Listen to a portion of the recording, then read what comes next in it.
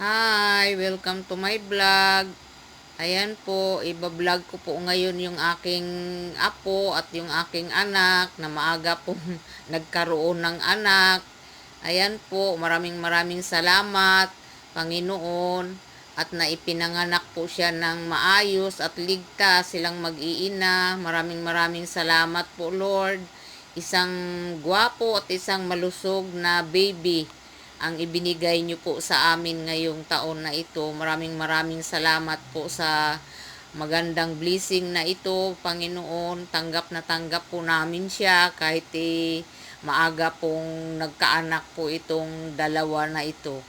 Kaya Lord, maraming salamat po. Ngayon po, sa Kanya po kami ngayon humuhugot ng lakas. Maraming salamat po ulit. God bless. Bye.